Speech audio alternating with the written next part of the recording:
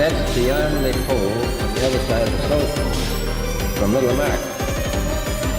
And I think it's quite astonishing that there should be an area as big as that unexplored.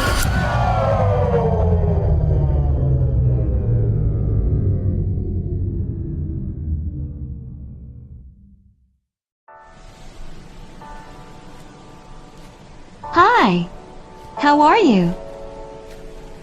Welcome to my channel, World History Official. In this video, I would like to discuss about the Antarctica. Not one person has the absolute right to claim their complete flat earth theory is the correct one, and that all else is confusion. But by working together, individually studying, debating, being open, and creating tangible pieces of work, we can figure it out together. Before I started, remember to subscribe and hit the bell icon on my channel if you enjoy. And also, share this information to your family, your friends, and everyone. So, here we go!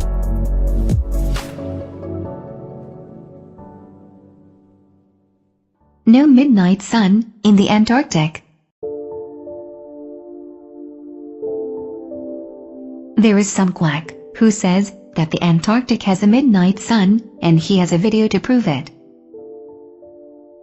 As flat earthers, we know that the Antarctic has no midnight sun, but if a person believes in the globe Earth, he would not know this, and believe that the video is true.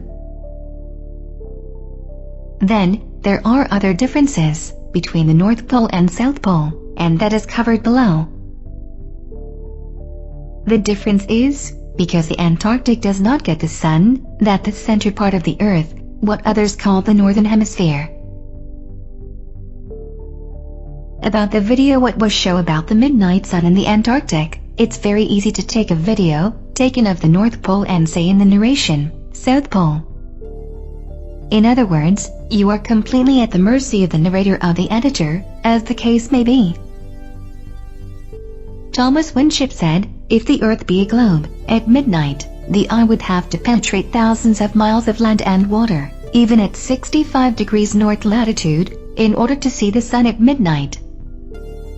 That the sun can be seen for days together in the far north during the northern summer, proves that there is something very seriously wrong with the globular hypothesis. Besides this, how is it that the midnight sun is never seen in the south during the southern summer? Cook penetrated as far south as 71 degrees, Weddell in 1893 reached as far as 74 degrees, and Sir James C. Ross in 1841 and 1842 reached the 78th parallel, but I am not aware that any of these navigators have left it on record that the sun was seen at midnight in the south. Heliocentrists also cannot explain why the midnight sun phenomenon is not experienced anywhere in the southern hemisphere at any time of year. Quite to the contrary, it has been recorded by the Royal Belgian Geographical Society in Expedition Antarctique Belgique that during the most severe part of the Antarctic winter, from 71 degrees south latitude onwards, the sun sets on May 17th and is not seen above the horizon again until July 21st. This is completely at odds with the full Earth theory, but easily explained by the flat Earth model.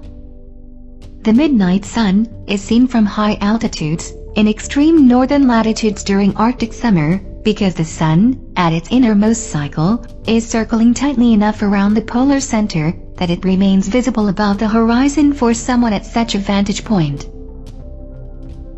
Likewise, in extreme southern latitudes during Arctic summer, the sun completely disappears from view for over 2 months, because there at the northern tropic, at the innermost arc of its boomerang journey, the sun is circling the northern center, too tightly to be seen from the southern circumference.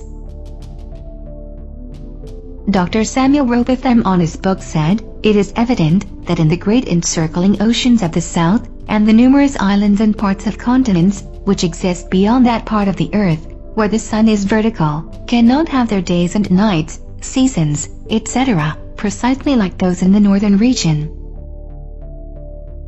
the north is a center, and the south is that center, radiated or thrown out to a vast oceanic circumference, terminating in circular walls of ice, which form an impenetrable frozen barrier.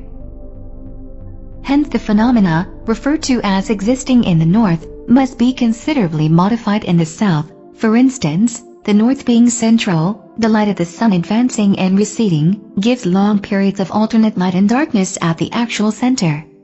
But in the far south, the sun, even when moving in its outer path, can only throw its light to a certain distance, beyond which there must be perpetual darkness. No evidence exists of there being long periods of light and darkness regularly alternating, as in the north. In the north, in summertime, when the sun is moving in its inner path, the light shines continually for months together over the central region, and rapidly develops numerous forms of animal and vegetable life. Iyashini said, the supposition that the seasons are caused by the Earth's annual motion round the sun, at a mean distance of 92,500,000 miles, is grotesque. According to Piazzi, the size of the sun is in proportion to the Earth, as 329,360 to 1. The diameter exceeds that of the Earth 112 times. The Earth appears, as Bide says, by this statement, a mere grain of sand, as compared to the sun. This enormous expanse of light, focused on a rotating grain of sand, at the distance of 93 millions of miles, would cause the same season throughout it. The paltry few miles, in comparison, that separates London from Cape Town, could never cause diverse seasons, neither would the distance from London to the Riviera justify the difference in the climate that characterizes the two places. Gabriel Henriette on his book said, the theory of the rotation of the Earth may once and for all be definitely disposed of as impracticable, by pointing out the following inadvertence. It is said that the rotation takes 24 hours, and that its speed is uniform, in which case, necessarily, days and nights should have an identical duration of 12 hours each all the year round. The sun should invariably rise in the morning and set in the evening at the same hours, with the result that it would be the equinox every day, from the 1st of January to the 31st of December. One should stop and reflect on this, before saying that the Earth has a movement of rotation. How does the system of gravitation account for the seasonal variations in the length of days and nights, if the Earth rotates at a uniform speed in 24 hours? Dr. Samuel Robotham said, another thing is certain, that from within the equator, the North Pole Star, and the constellations Ursa Major, Ursa Minor, and many others, can be seen from every meridian simultaneously. Whereas in the south, from the equator, neither the so-called South Pole Star, nor the remarkable constellation of the Southern Cross, can be seen simultaneously from every meridian, showing that all the constellations of the South Pole Star included, sweep over a great southern arc and across the meridian, from the rise in the evening, to their setting in the morning. But if the Earth is a globe, Sigma Octantis, a South Pole Star, and the Southern Cross, a southern circumpolar constellation, they would all be visible at the same time from every longitude on the same latitude, as is the case with the Northern Pole Star and the northern circumpolar constellations. Such, however, is not the case. They also had to add a wobble to the tilt to try and make their makeshift seasons model work. Unfortunately for them, you can prove in your backyard, the Earth does not wobble, or rotate around the sun for that matter, by keeping track of the meridian lines or times of stars, and seeing that they do not accordingly change throughout the year, due to Earth's supposed wobbling and spinning around the sun. Samuel Robotham on his book said, take two carefully bored metallic tubes, not less than 6 feet in length, and place them 1 yard asunder, on the opposite sides of a wooden frame, or a solid block of wood or stone, so adjust them, that their centers or axes of vision, shall be perfectly parallel to each other. Now, direct them to the plane of some notable fixed star, a few seconds previous to its meridian time. Let an observer be stationed at each tube, and the moment the star appears in the first tube, let a loud knock or other signal be given, to be repeated by the observer at the second tube when he first sees the same star.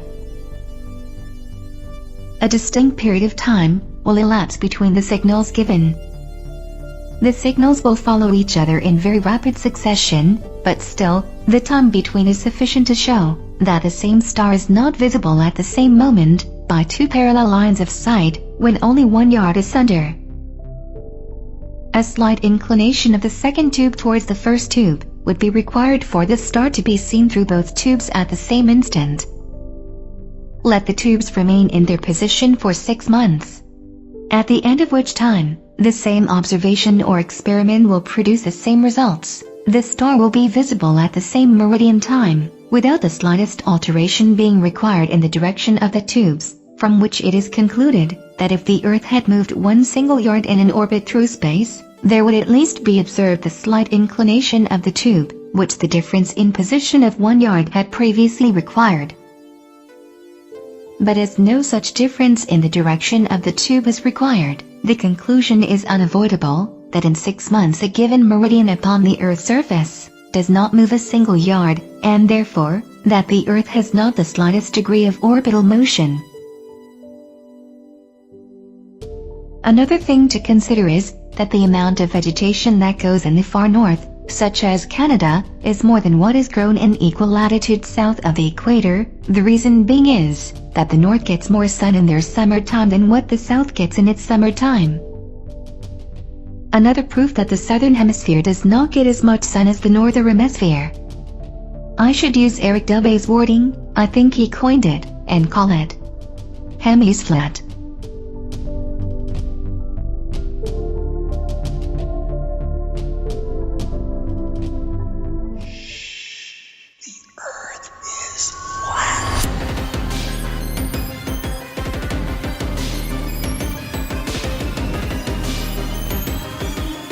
And that's beyond the pole on the other side of the South Pole, from Little America.